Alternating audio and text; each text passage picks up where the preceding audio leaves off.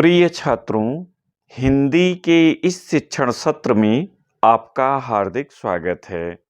आज के इस भाग में हम आचार्य महावीर प्रसाद द्विवेदी जी का साहित्यिक परिचय और रचनाओं का अध्ययन करेंगे। साहित्यिक परिचय कुछ इस तरह से लिखें। भाषा के संस्कारकर्ता एवं द्विवेदी युग के प्रवर्तक आचार्य महावीर प्रसाद द्विवेदी का जन्म 5 मई सन 1864 ईस्वी में रायबरेली जिले के दौलतपुर ग्राम में हुआ था। इनके पिता का नाम राम साहेब द्विवेदी था। इन्होंने स्वाध्याय से संस्कृत, बांग्ला, फारसी, मराठी, अंग्रेजी आदि भाषाओं का ज्ञान प्राप्त किया। सन 1903 ईस्वी से 1920 ईस्वी तक इन्होंने सरस्वती पत्रिका के संपादक के रूप में हिंदी की अभूतपूर्व सेवा की। इन्हें आचार्य, वाचस्पति आदि उपाधियों से विभूषित किया गया।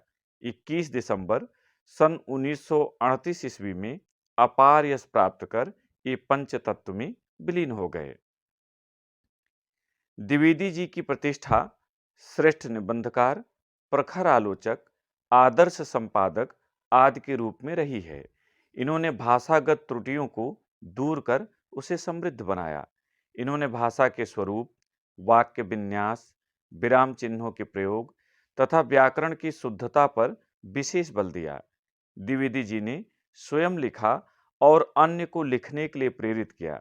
इन्हें खड़ी बोली को काव्य भाषा के रूप में प्रतिष्ठित करने का गौरव प्राप्त है। ये रहा साहित्यिक परिचय। अब रचनाएं। आचार्य द्विवेदी जी की रचनाओं का संक्षिप्त विवरण निम्नवत है। पहला निबंध महाकवि माह का प्रभात वर्णन, कालिदास के समय का भारत, साहित्य की महत्ता आदि। इसमें कोई एक लिखकर आदि कर लें।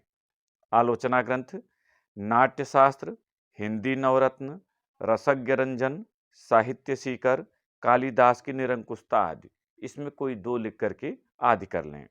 काव्य संग्रह काव्य मंजूषा, अनूदित ग्रंथ बेकन विचारमाला, मेघदूत, कुमार संभव आदि। यहां भी कोई एक दो लिखकर आप आदि कर लें।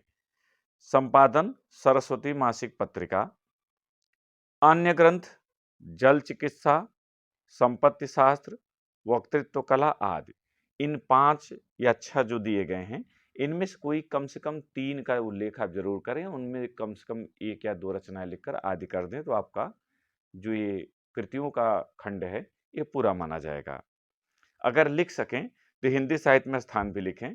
अगर आपकी गति कम है तो इसे लिखना अनिवार्य नहीं है। आचार्य महावीर प्रसाद द्विवेदी युग प्रवर्तक साहित्यकारों में से थे। इन्हें साहित्यिक खड़ी बोली का वास्तविक सर्जक माना जाता है। वस्तुतः इनका हिंदी साहित्य में अद्वितीय स्थान है। इस भाग में इतना ही। अगले भाग में फिर मिलेंगे। बहुत बहुत धन्यवाद।